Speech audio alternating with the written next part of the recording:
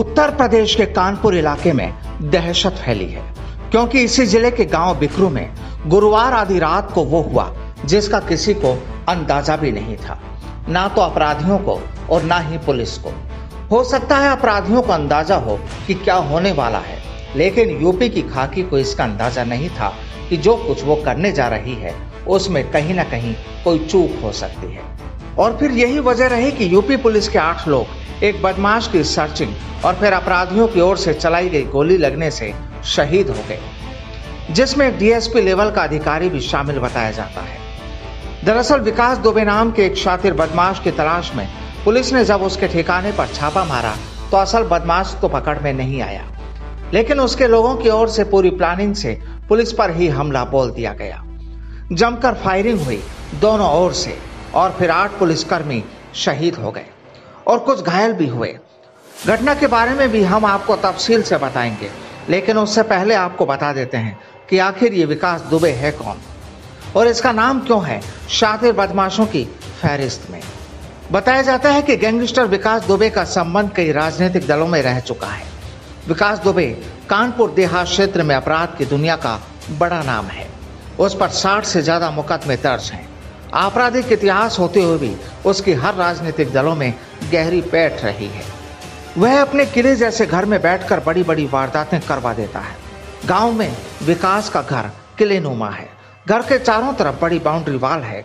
घर में 3 तरफ से गेट है। घर के भीतर कोई देख नहीं सकता है, लेकिन छत से पूरे गांव को देखा जा सकता है। गैंगस्टर विकास दुबे साल 2000 में उस वक्त सुर्खियों में आया जब वो राज्य मंत्री संतोष शुक्ला हत्याकांड का मुख्य आरोपी बना। दरअसल साल 1996 से बीजेपी नेता संतोष शुक्ला से उसकी रंजिश थी और इसी रंजिश के चलते साल 2000 में विकास ने कानपुर के थाना शिवली के अंदर संतोष शुक्ला की गोली मारकर हत्या कर दी थी, लेकिन कोई गवाह न मिलने के कारण वो केस से बरी हो गया। उसके बाद कानपुर के ताराचंद इंटर कॉलेज के असिस्टेंट मैनेजर सिद्धेश्वर पांडे की हत्या में भी विकास दुबे का नाम आया। वहीं साल 2000 में ही हत्या के मामले में विकास दुबे पर जेल से ही साजिश रचने का आरोप लगा। साल 2002 में मायावती के मुख्यमंत्री रहते हुए विकास दुबे ने कई जमीनों पर अवैध कब्जे किए, गैर कानूनी तरीके से काफी संपत्तियां भी बनाई। इसके बाद साल 2004 में केबल कारोबारी की हत्या के मामले में भी विकास आरोपी बना। आपको बता दें कि गैंगस्टर विकास दुबे के बढ़ते गुनाह की लिस्ट को देखते हुए एसटीएफ टीम ने लखनऊ में साल 2017 में उसे गिरफ्तार किया। इस गिरफ्तारी के बाद ही उसने राज्य मंत्री संतोष शुक्ला हत्याकांड का सनसनीखेज खुलासा किया था। गैंगस्टर विकास दुबे ने साल 2018 में अपने चचेरे भाई अनुराग पर जानलेवा हमला बोला। उसने जेल में रहकर पूरी साजिश रची थी। जेल में रहकर ही अपने चचेरे भाई की हत्या करा दी। इसके बाद अनुराग की पत्नी ने विकास समेत 4 लोगों के खिलाफ नामजद मामला दर्ज कराया, लेकिन उसका वर्चस्व कानपुर देहात में पिछले 2 दशकों से कायम था।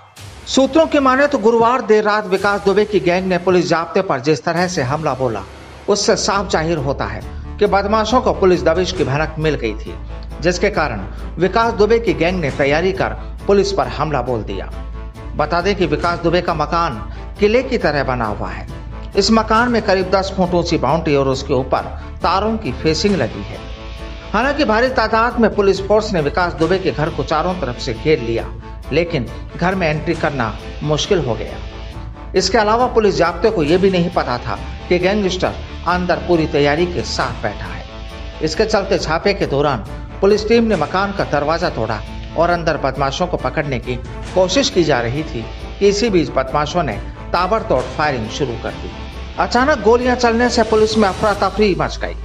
ऐसे में पुलिसकर्मी गिरते गए और पूरी पुलिस फोर्स बैकफुट यानी पीछे होती गई, और जब तक पुलिस अपने आप को संभाल पाती तब तक बदमाश अंधेरा का फायदा उठाकर फरार हो गए।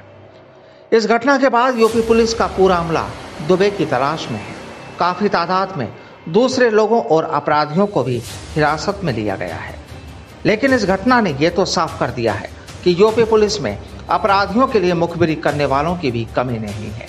सवाल पूरे महकमे पर है और इनके जवाब भी मिलेंगे, लेकिन पुलिस के लिए अभी टारगेट तो विकास दुबे, और ये जानना भी जरूरी है कि आखिर उसके पास आधुनिक हथियार पहुंचे तो कैसे। Bureau report, the fact India.